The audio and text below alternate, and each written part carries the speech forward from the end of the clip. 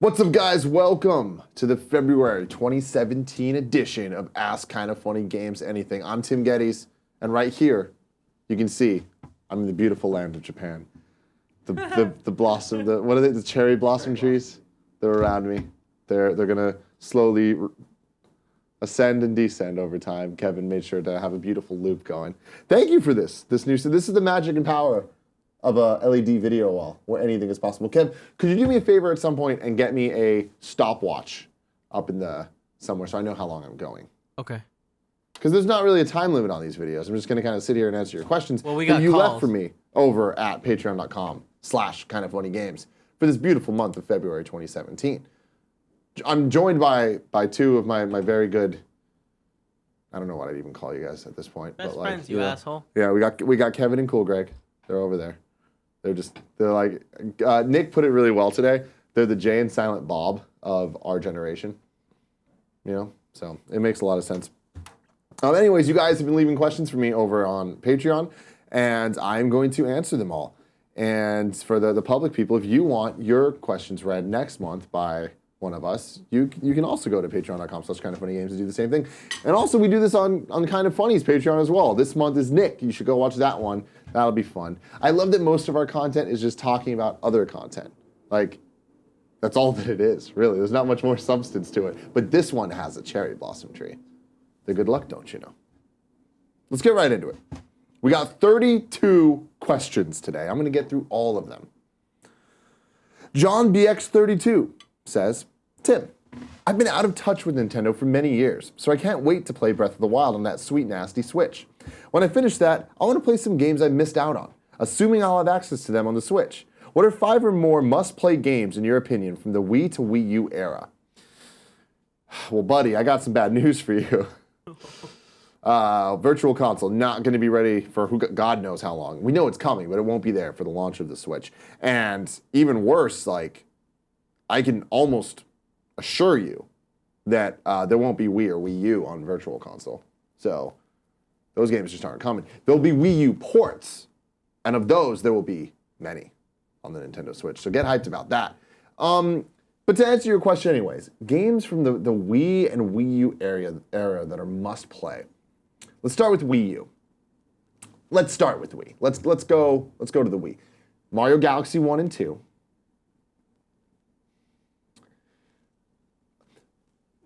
Shout out to Super Smash Bros. Brawl because it means so much to my life. But at this point, Smash Bros. For Wii U is out, and hopefully by the time you're watching this, Smash Bros. For Switch will be announced at some point, being a Wii U port. Anyways, that one's better. So just like you can just play that and it'll be fine. But on the Wii, like the Wii was such a time and place console. There's things like Zelda Twilight Princess, which is a great game, and I feel like a lot of people give it too much shit. But like, you know, if you're gonna play Breath of the Wild, so your Zelda fix is kind of there. I'm really kind of blanking right now. Let me look up Wii games. I'm just gonna Google search it and see what pop-a-lops. I mean, yeah, obviously I talked about Mario Galaxy 1 and 2. New Super Mario Bros. I mean, you played one, you played them all. You know, if I had to give any a shout out, it would be the Wii U one, New Super Mario Bros. U. You can skip Mario Kart. So here's where things get interesting. I feel like the Wii U just kind of did the Wii better. So let's just jump right over to the Wii U. Donkey Kong Country Tropical Freeze. One of the best platform games of all time. And I feel like it doesn't get enough love because everyone loves to hit on the Wii U specifically. Captain Toad Treasure Tracker. Captain Toad, the homie. That game is fucking fantastic. And it was like a budget game too. So that was another one that I hope that they bring back in some form on this here Nintendo Switch. Mario Maker, another great thing. There's a lot of Mario. I really like Mario. What are you gonna do? You gonna fucking give me shit for it? Are you gonna give me shit for it, Kev? Yeah. Right? Bayonetta 2.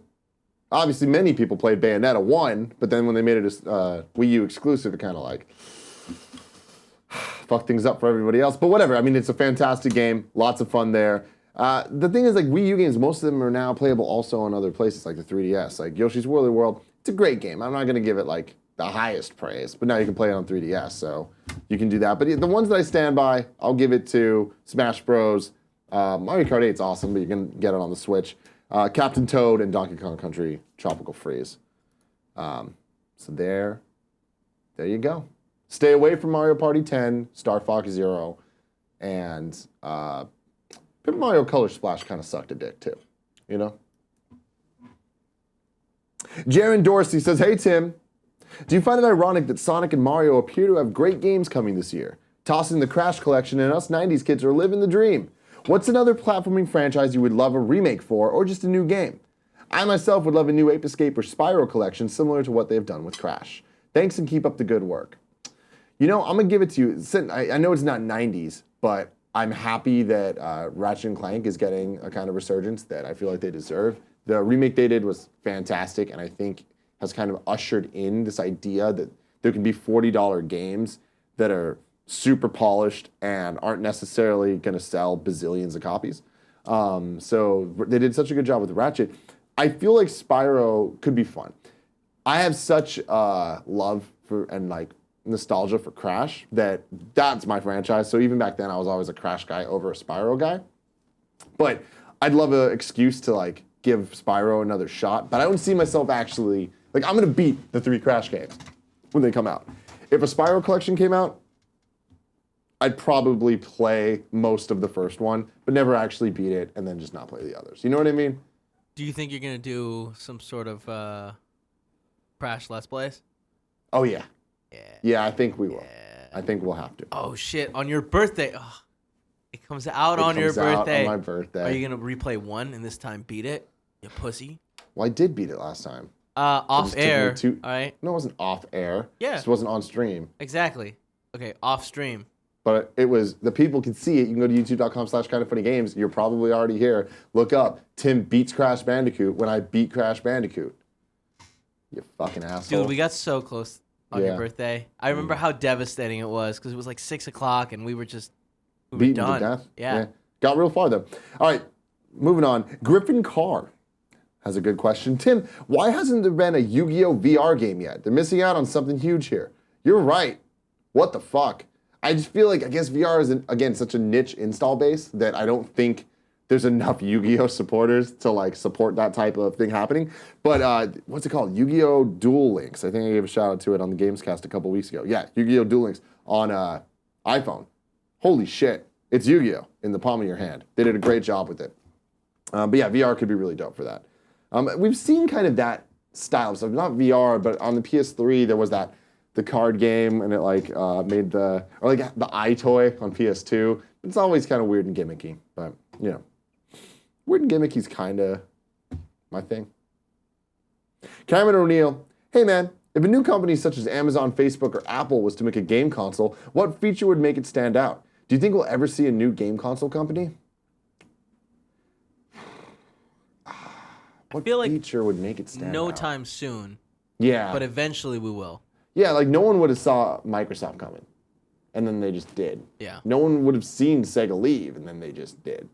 You know? Yeah. I think that we're kind of in a place where it would be extremely difficult for a new console maker to come into the fray.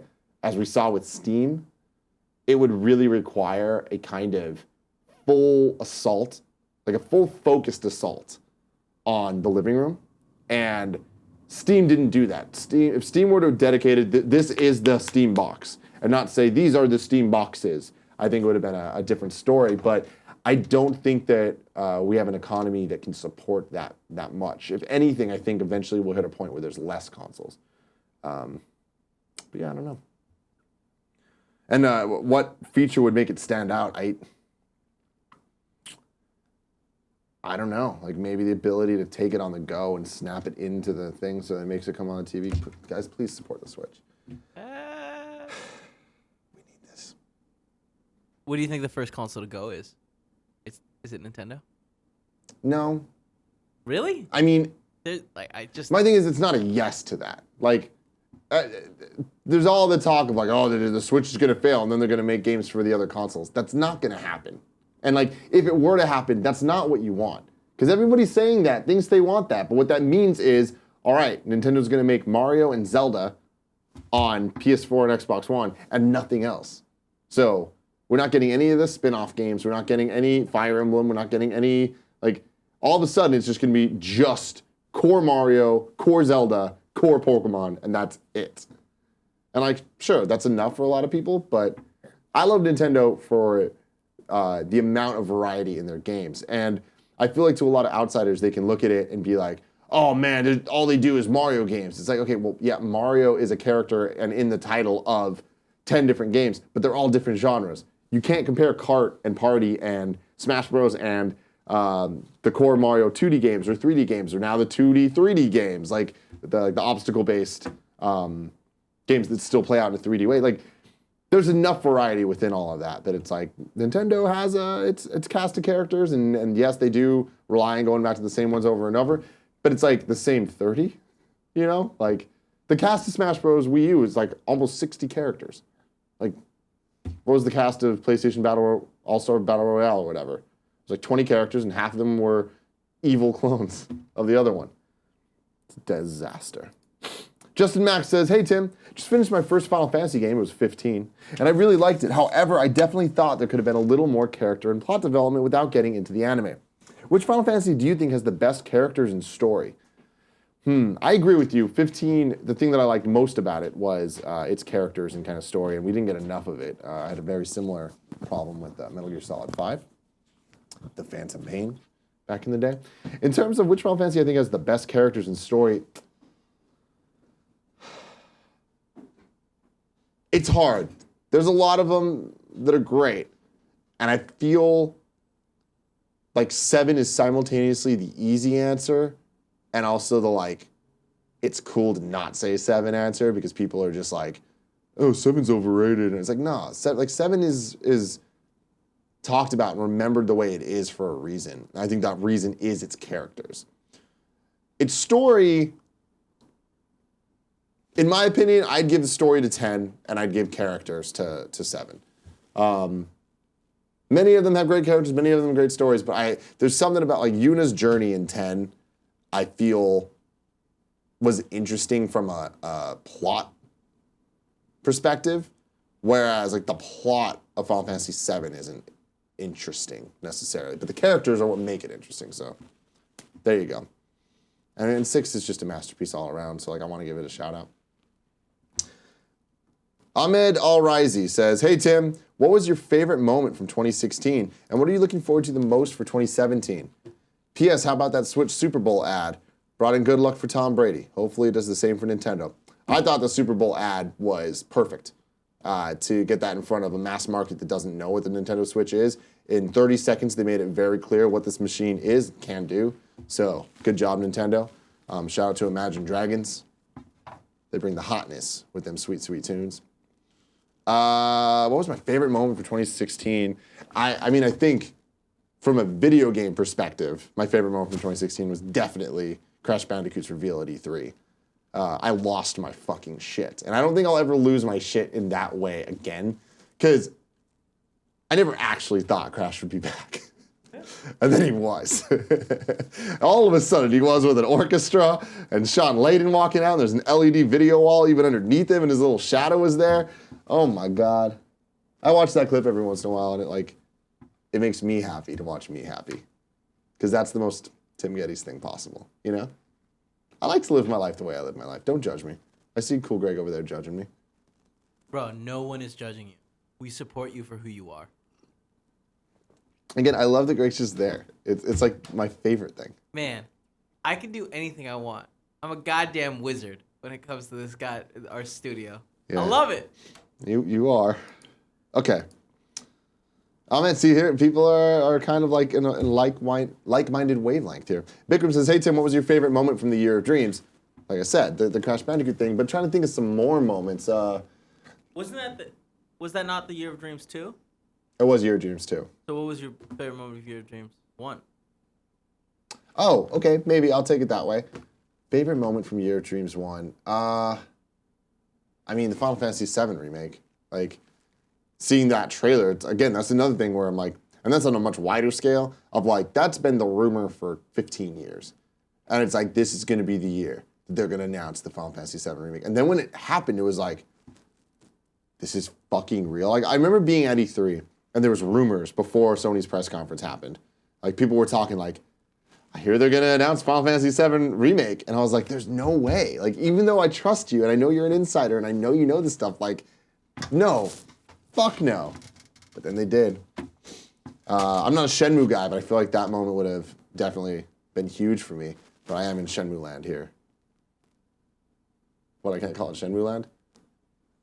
I don't know what any of those words mean. Shenmue, there's a lot of cherry blossoms there in the Shenmue games. RJ Davis says, hey Tim, I was an incredibly unlucky kid when it came to systems. Oh no, I don't like where this is going.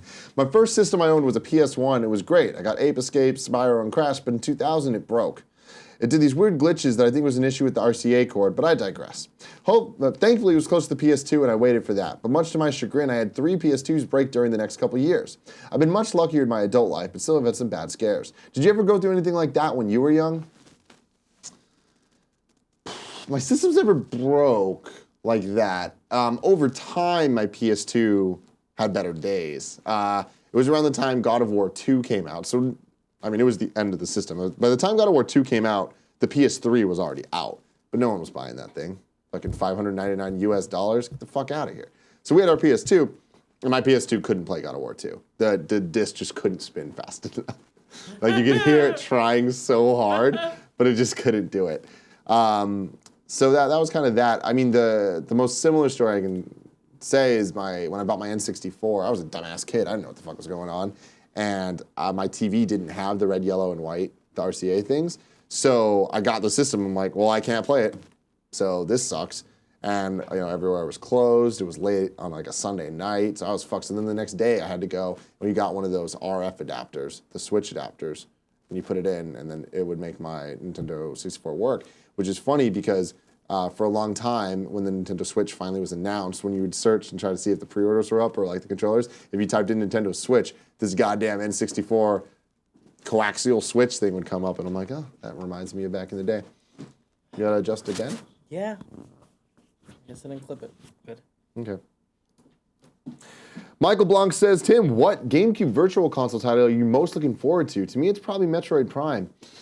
Dude, honestly, like GameCube had such a fantastic fucking library. I want to play Sunshine again. Yeah. Sunshine's great, and while anyone that thinks that Mario 64 is worse than it is delusional. Sunshine, it has a lot of really quality aspects to it, and I haven't played that in a very, very long time. I'm a little worried about the lack of analog triggers on the Switch, but hopefully when they do GameCube Virtual Console, you'll be able to use a GameCube controller.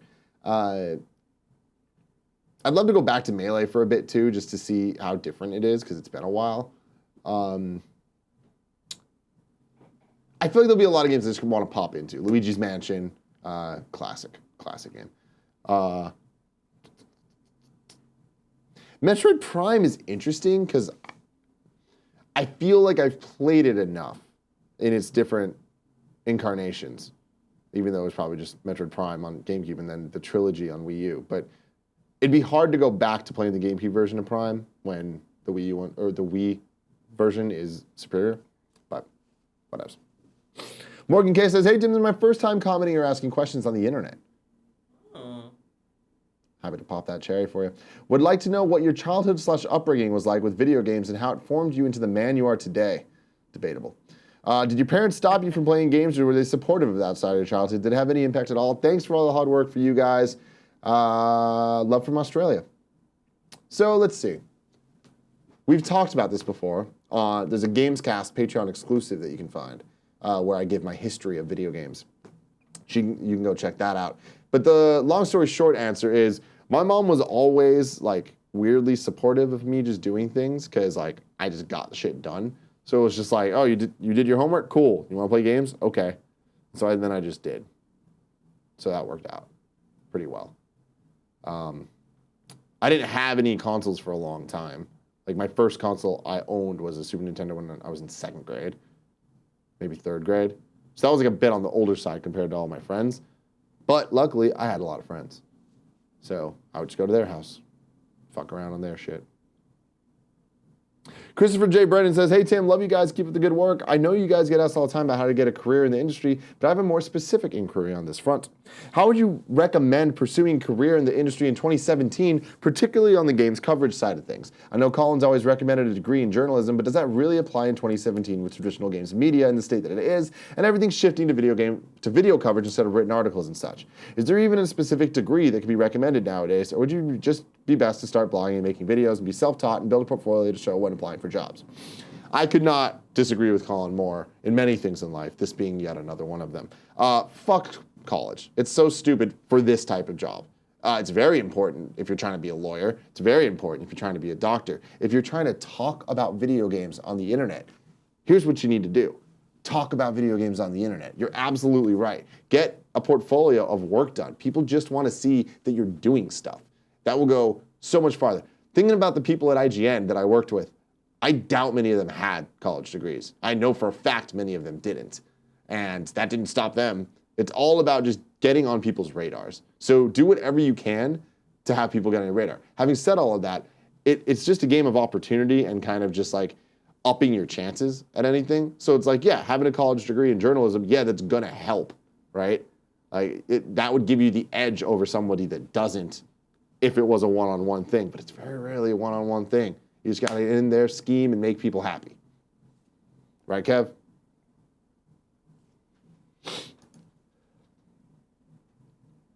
Alexander Gates says, yo, Tim, you seem to be drawn to only a select few open world games. For instance, there are games that you've played, thus plan on playing, such as MGS5, Zelda, and Horizon. However, I believe that you've said open worlds are usually not appealing to you. So what is it about those games that make them an exception? Anyway, just curious, and dude, I love you, man. You're excellent. Thank you, Alexander Gates. I mean, especially recently in all the content about Horizon, I feel like I've reiterated these points many times, but I just don't like when there's a lot of things to do that aren't compelling. I'd much rather a focused, narrative, linear style where the gameplay is fun.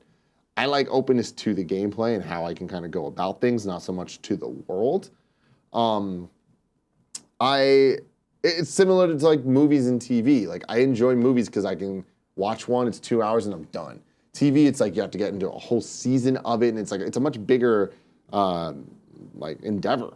And so that's why I don't watch many TV shows. There are exceptions to that, like Game of Thrones. There's a certain level of quality that can like win me over once I hear enough about it. And I think with those games, like with Horizon, that's an example of that. Zelda, I mean, if I'm being honest, like there is like a weird fear to me of when new Zelda games are coming out, where I'm just like, I don't know if I want to put this much time into this right now. Then I start playing, and then I get addicted. Then it's a whole other story. But with Metal Gear, it is the fact that I love the franchise, and I wanted to play Metal Gear Solid 5 despite it being an open world, not because it was an open world. I remember seeing the first trailers, me and Kevin were both like together, and we saw it, and both of us were like, I like Metal Gear Solid for the story, you know, and like for the boss fights, and MGS 5 didn't have those things, but was still an amazing game anyways. Like I love the open world nature of Metal Gear Solid 5. Like I think that Metal Gear Solid 5 is one of those games that I think to me is going to go down as one of the best games of all time, despite its flaws. And its flaws ended up being the things that I wanted from it, which are story and, you know, an ending. But whatever. You can always hope for the best. All right. Whit Fesmeyer says, hey, Tim, hope you had a good start to the year so far in the year and your life's going good. My life's great. Well, there's already a crazy amount of games coming out this year. It's overwhelming to think that the hundreds of games will be announced this year, whether that be during trade shows or randomly throughout the year. What games do you think will be announced this year? Does have to come out this year. So what games do I want to be announced this year? Do you think we're going to get a lot of Marvel games? Well, that's the thing is I feel like they're already kind of been announced. I mean, yeah, but not like formally. Well, I mean... So the Avengers game has been announced formally. Yeah. For Square, that Crystal is working on. Right. The thing is, Guardians of the Galaxy is the one rumored game right now that like I have a feeling is real. Like between that and Shadow of the Tomb Raider, I'm like, those sound like There's been enough leaks and stuff that I'm like, all right, like I'd bet money on that. So I imagine at E3 we'll see something about Guardians. But like, other than that, I doubt we're gonna see too much Marvel. I mean, there'll be Telltale, there'll be all those little things, but in terms of big, there's Marvel vs. Capcom already, so we'll get more trailers. But I don't know about announcements. I mean, honestly, just Nintendo Switch announcements. They fucked up the January conference so bad that they didn't announce nearly the amount of games that I thought they would. So I'm looking to Nintendo at E3 to really come with the announcements. Like, Sony's at a place where, like, I don't think they can announce many more games. Like, the Year of Dreams 1 and 2 kind of put them in a place where, all right, now those games are coming out. Like, they literally announced Last of Us 2. Like, we have Last of Us 2 to look forward to. We have Uncharted 4 single-player DLC. We have Death Stranding. Like, we have, and then all the games that are sooner than that. It's just, there's too much. Are you recommending I should play Last of Us? Have you not played Last of Us? No, I haven't. I haven't. Kevin. I know. Kevin. You need to play Last of Us with Cool Greg behind you watching you. That game's fucking goddamn.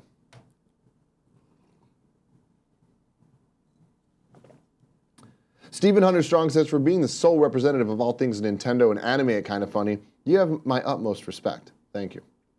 I've heard it touched on in the past, but would you still consider doing an in-depth talk of the GameCube or GBA with Colin at some point soon? Also, I love you, XOXO. Thanks for all the love. Yeah, I mean, I could talk about GameCube and Game Boy Advance all day. Like, those are kind of my bread and butter when it comes to things. But I don't really like talking about Nintendo with Colin. Because, like, I like liking things, and he doesn't. But GameCube is one of the things that we mutually like together. So that is always fun. We'll have to figure out a time and place to do that. Maybe a Gamescast exclusive coming up. Christopher Leone says, hey, Tim, for the eventual release of Kingdom Hearts 3, we can only hope, which Disney/Final Fantasy characters would you like to see that haven't appeared yet? I mean, I feel like Final Fantasy at this point, they're kind of giving up on a lot of the characters. It became way more Disney-focused, which I think is a good thing. But I've said this before, I want there to be a Frozen world. I want there to be Star Wars and Marvel worlds. Yeah. So, I mean, it's all the kind of the easy answers. You know what I mean? Like, I kind of trust them. Like, would I want some super obscure shit? Like, do I want to see some Rescuers Down Under? Yeah, I do. Big fan of Rescuers Down Under. And when's Kingdom Hearts 3 coming out? Good Lord, are you kidding me? I don't know. I don't care at this point. Like, it'll come. Oakley Waldron says, hey, Tim, do you think Spyro will ever make a comeback in a platform way, i.e. not Skylanders? Maybe remaster the original, keep up the good work. I don't. Like, I'd be pretty surprised if they do bring the original Spyro games back. But I mean, nostalgia's a strong motherfucker. And if these Crash games do well, then anything is possible. Support them. If you want that, buy Crash. Like, that is the best way to get a Spyro collection if you want it, is to buy Crash Insane Trilogy. Yes, Kev? No. No. Good. What? I was going to ask a question, but then it slipped my mind. Your special boy, the Assassin AK-47 says, hey, Tim, I have a question about Kinda Funny Live 3. I know it's a stretch, but do you think you can get Logic to perform? I loved the interview you did with him at E3. He seems like he will be down if he's free. I know KFL 3 is going to be hyped as fuck regardless, with you behind the wheel. But that would be dope as hell. Make it happen, homie. Honestly, I mean, we're still in the very early planning process of Kinda Funny Live 3. So all options, they're on the table, you know? I mean, I will say this. Logic's a cool dude. Logic's hype as fuck. People like Logic. And I like giving people the things they like. Having said that, we have not talked to him. I think he just confirmed Logic, bro. Look at Greg's hat. Look at his hat. Hold on. Look up, Greg. Whoa. Science, man. Anyway, I did not confirm Logic. Haven't talked to Logic in a long time, so I don't know what he's up to. But I'd love to have him. That'd be cool. My thing about Kinda Funny Live, though, is I like kind of not just having people perform. Like, I like to have it make somewhat sense. Like, Tone Deaf performing made sense because I love Tone Deaf, and that's like a weird personal, like, thing, right? Mega Ran makes sense because he's a homie of the show and like tells the story. But like what I really liked was like Kind of Funny Live 2, Tone Deaf rapping with us. Like that made it kind of, it's not just, oh, here's a rapper. It's like, oh, this makes sense. Or like Cisco coming out and doing the Thong song, funny. But Cisco coming out doing the Pokemon song, that is the cool thing, right? So I need to figure out like if we had logic, like what would be the like moment, you know what I mean? Tweet at me at Tim Gettys. Let me know what you think. I'd love them though. Sean Bissant says, hey Tim, how about that Monster Rancher? Also, have you ever tried to do a Nuzlocke run on a Pokemon game? I'm doing a Soul Silver one now on my channel. It's a hell of a time. And also, sorry I asked 2 questions. Monster Rancher, holy shit. Love that show for the first season. If it didn't get canceled, I don't remember. I remember watching a whole bunch of that. That game to me was such an amazing idea. When I was a little younger, I was obsessed with CDs for some reason. I didn't have a CD player growing up. So like I thought CDs were just like the coolest thing fucking ever. Like when AOL would give us there was like, I didn't have anything to do with it, but I was just like, this is fucking awesome. So the idea of Monster Rancher, where it's essentially Pokemon, but it's a PlayStation game that you take any CD and put it in like you take your PlayStation game out, put it in, and it creates a monster from it, and everyone's a unique monster. I'm like, this is fucking magic. Never played it though, but I looked at advertisements in Electronic Gaming Monthly many times. It sucked. And I've never tried a Nuzlocke run. I'm very interested in doing that though. Those are super interesting, and I feel like make great Let's Plays.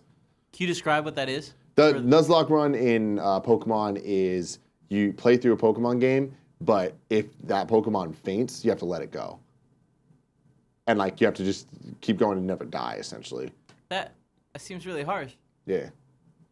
But like it keeps you collecting a bunch of different Pokemon, and also like there's a whole bunch of rules. I'm sorry. Don't rip me apart in the comments for not knowing all the details of this. But you're also only allowed to catch the first species of that Pokemon on every route. Like you're only allowed to catch the first Pokemon you run to on each route. So if you're on like Route 3, Route 3, I have no idea. I ask you questions like this. The word route or route? Yep. No, I mean, I don't know. I thought Route 3 seems right. Okay, cool. Route? I think that's different.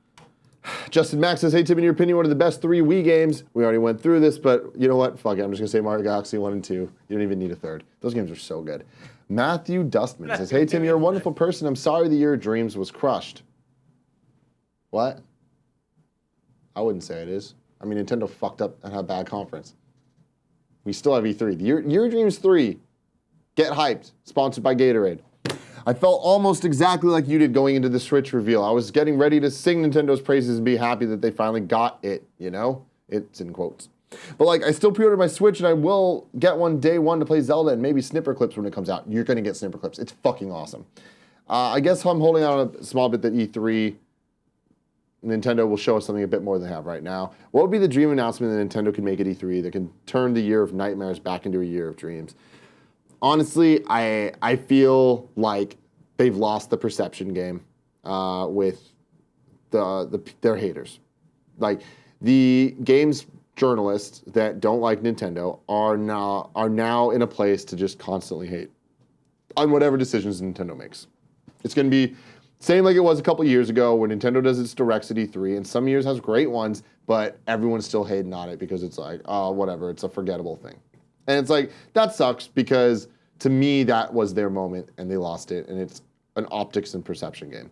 I think for Nintendo fans, E3 is going to be great. We're going to get some stuff. We're going to see Mario Odyssey playable. Like, that's going to be fucking awesome. So I'm happy there. In terms of announcements, it's like, I don't know. I almost don't want to get myself too hyped up because I'm just going to be let down. But like, I'm me, so I do that anyways. I'm hoping that before E3, we understand what the virtual console plans are. And I hope that they're healthy. I hope that there is a strong plan, and I hope that it leads nicely into up to E3. We know that we're getting Splatoon 2. We know that we're getting Mario Kart Double Dash. So it's like there are games coming out, but like what? We know we got Mario Odyssey in the fall. What else are we getting? I want to know. Let me know. People downstairs are jamming. Kevin's telling me that my hair is looking on point. I appreciate that, Kev. I appreciate that. Akeem Bacchus says, Tim, what series would you love to see make a comeback on Nintendo Switch? Can I say Star Fox? Is it too soon? Like, I was waiting for a fucking Star Fox comeback for 10 years.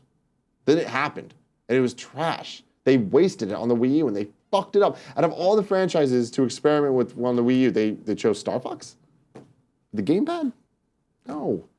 Besides that, F-Zero it's been way too long. But I feel like Nintendo's been pretty good about giving me franchises I like. Like, they're doubling down on Fire Emblem, and I'm all in on that. That sounds great to me. Akeem Bacchus, again, asking a question, and then he asked another one. I don't think he understood how this AMA works. He says, one's for Greg and one's for Colin. I'm going to answer your questions anyways, because I'm a nice guy. Greg, do you think you'll ever see Patapon 4? No, I don't think we will. Akeem Bacchus says, this question's for Colin. Have you ever played Suikoden 1 and 2? I'm sure you have. If so, do you think the series will ever come back? I haven't played it, and I don't think they're going to come back.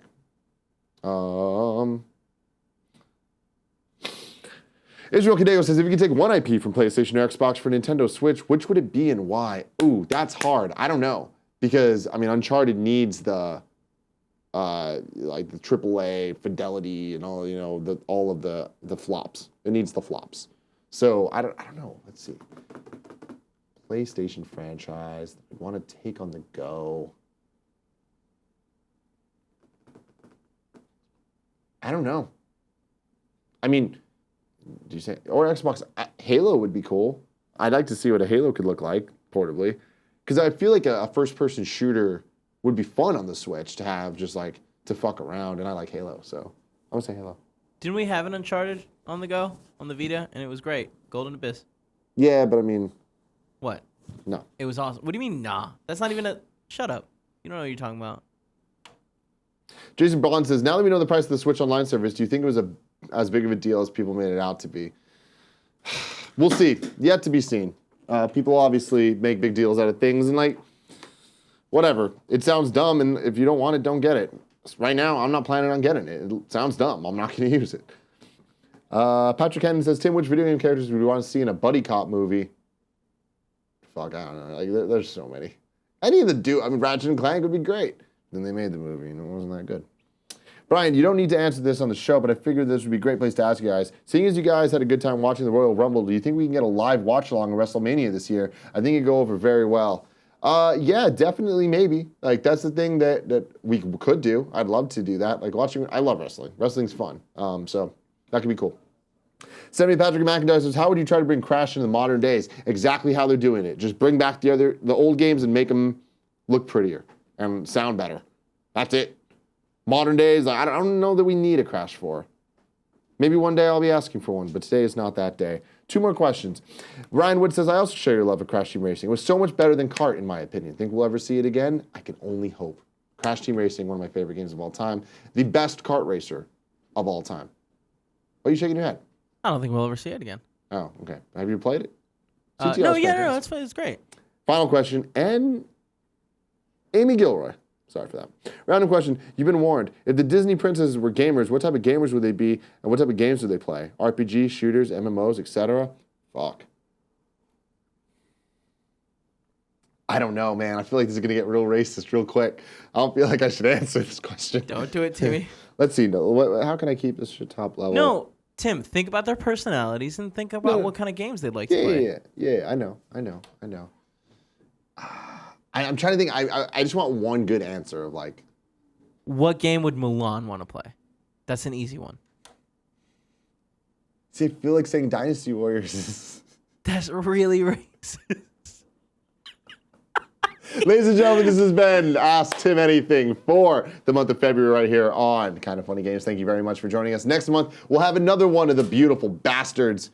I think Greg Miller is going to be doing next month. I don't know that for sure. He is just wildly guessing, people. Yeah. Wildly guessing. Wild guesses. But I mean, Colin did the first games one. I'm doing the second games one. I think for the next game we'll have Nick.